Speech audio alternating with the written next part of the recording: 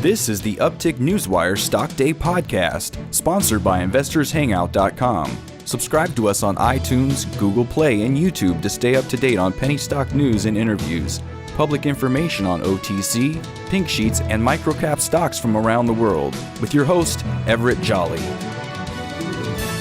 On today's show, I'm bringing you a brand new company. I'll tell you what, I'm really stoked about this company. I think we found them at such an early time that this company is going to blow up. We're talking about no other than Millennial Esports Corp. They trade on the OTCQB, ticker symbol MLLLF.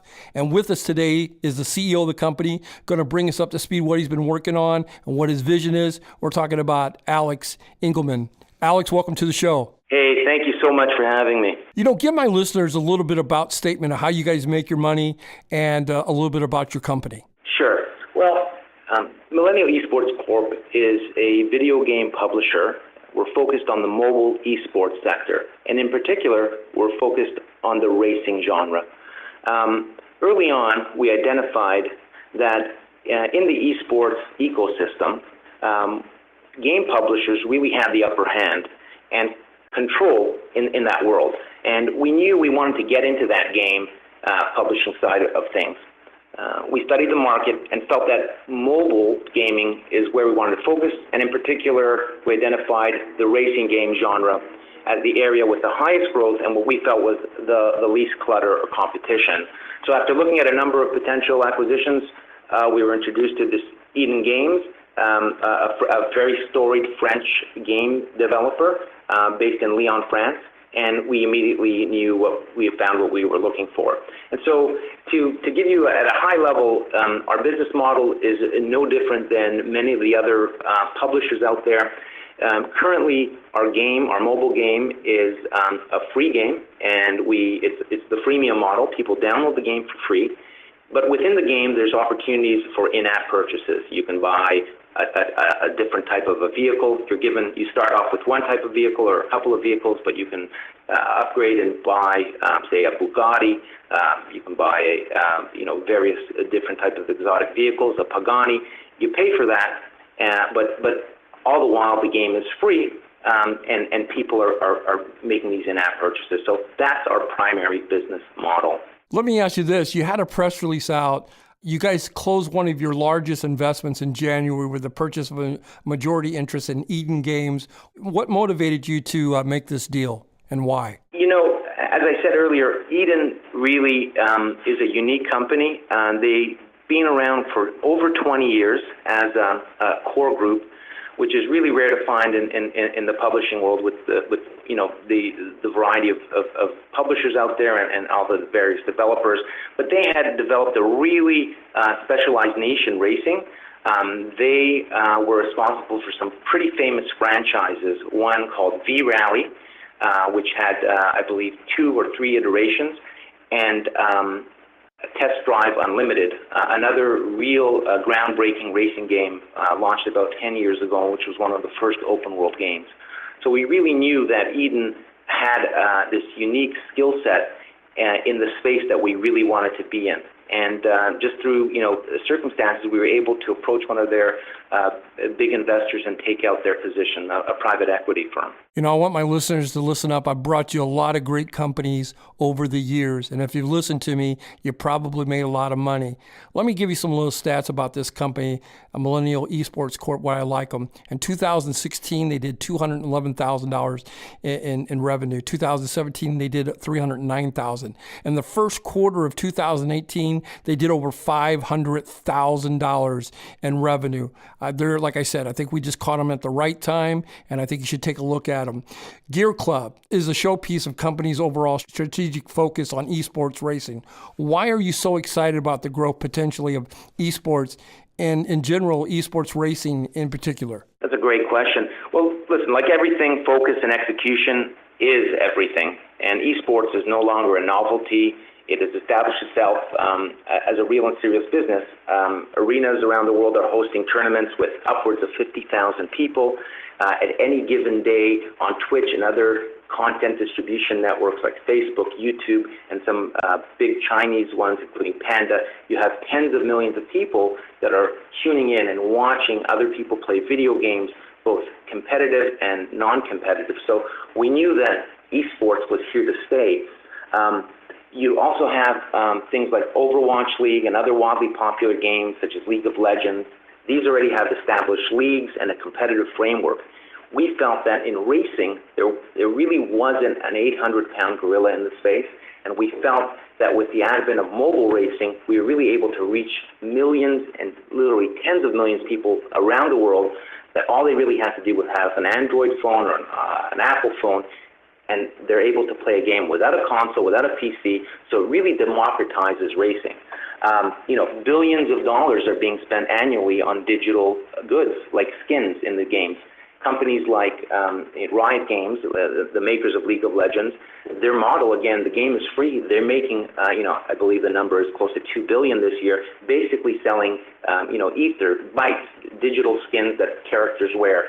So these are all things that we knew were out there and were our potential to reach. So with racing, we were excited because with the acquisition of Ideas in Cars, one of the acquisitions we made, we felt that we could really step up the industry a notch. And we did this with the launch of a global racing competition that we own called World's Fastest Gamer. We opened the competition to numerous racing game titles, including our own game, Gear Club, which is a mobile game. In conjunction last year with our Season 1 partner, McLaren, the storied and famous car company, we were able to take a video gamer with limited experience driving racing cars in the real world and position him to become a real pro racing driver. Obviously, the gamer would not go directly into an F1 or an Indy car or any type of race car immediately, but the skill set was there to train them to become real-world racing champions. And our Season 1 winner, Rudy Van Buren, was actually awarded a paid one-year position as a sim driver for McLaren, and he's part of the official F1 McLaren team. Wow. So, I think we're still early in our ownership of Even Games. We just closed the acquisition in the first quarter of 2018. We realized that the brand and game awareness and unique marketing initiatives, such as a strategic partnership with Amazon that we recently announced, and Amazon announced something called the Game On platform that allows game publishers to offer their customers the ability to run tournaments outside of their game. So we have plugged into the Amazon system. Amazon is running a tournament on our behalf, and the winners of those tournaments actually get prizes directly fulfilled by Amazon. And so we're part of the launch program. We're still with them, and we expect to work with them as well. And in general, these and other competitive play and other unique marketing initiatives that we have planned, we believe will lead to greater game adoption. And this business is all about getting the game out there and widely distributed, keeping the players engaged, and having them buy digital goods. So the product speaks for itself, and I think in the future you'll see some interesting things coming out of us with regards to this and racing. And it's our job to market the game and create awareness and a competitive community that is highly engaged and motivated to spend the money on the game and corresponding competitive play. Esports really is simply competitive gaming, and we feel that racing is perfectly suited to capitalize on the esports scene. We intend to offer our players the ability to win cash prizes and unique rewards, and that will capture the hearts and minds of our customers. And ultimately, we believe that racing really is the most simple and easy game for anyone to really pick up and learn and play. My guest today is Alex Igelman. He's the CEO of Millennial Esports Corp. Millennials are people that are aged from 18 to 34. They also trade on the OTCQB under the ticker symbol MLLLF. In closing, you said a lot today, Alex, and I think you said it all. But in closing, is there anything that we didn't get a chance to touch upon that you would like to illustrate out there to the listeners? Yeah, I think the if the listeners are not familiar with the esports scene and the video game sector, they may be. It's obviously a massive, multi-billion-dollar industry. We know that the video game industry is bigger than movies and the music industry combined. In that space, mobile is one of the hottest and fastest-growing spaces. And as I said earlier, racing is really an uncluttered and we believe is an area that really is ripe to be capitalized on. I think also as well your listeners should realize that we made a couple of other acquisitions and made other investments during the last say 18 months. And one of the things was the Ideas in Cars, and we brought on that company and Darren Cox. Darren Cox, our CMO, is known as the godfather of esports and racing. Wow. He actually created, while he was at Nissan, he created something called GT Academy, which was the first time they were able to take a video game player and put him behind the wheel of a real vehicle. And they were able to show that these drivers have the necessary skills and athletic ability that is transferable from a simulated game, a video game, to the real world. In fact, Jan Mardenborough, I believe he was the season winner in 2011 or 12, has actually been on the podium about 10 times. So not only is he, is he able to race, he's actually a great driver. And prior to playing, he had never even driven a race car in his life. So you literally went from playing Gran Turismo to standing on the podium about a year and a half later. So pretty amazing. As well, another acquisition that we made, StreamHatchet, is a Spanish company. It's in the data analytics field, an amazing company that's able to gather business intelligence from sites like Twitch and YouTube. We're able to take that data and get meaningful intelligence from it.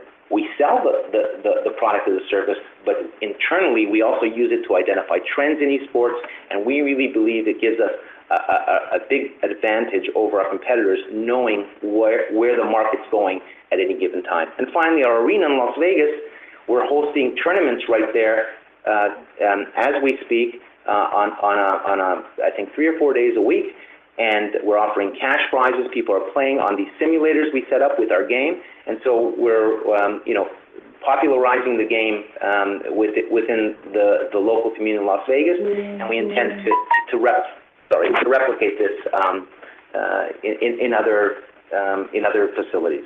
Alex, I want to thank you for coming on the show. Hopefully you'll come back on in 40, 50 days. If you want to know more about Millennial Esports Corp, go over to their website, www.millennialesports, that's ESPORTS.com. I wish you nothing but continued success. Alex, thank you so much for your time. Thank you so much, and I really appreciate your time today. Thank you.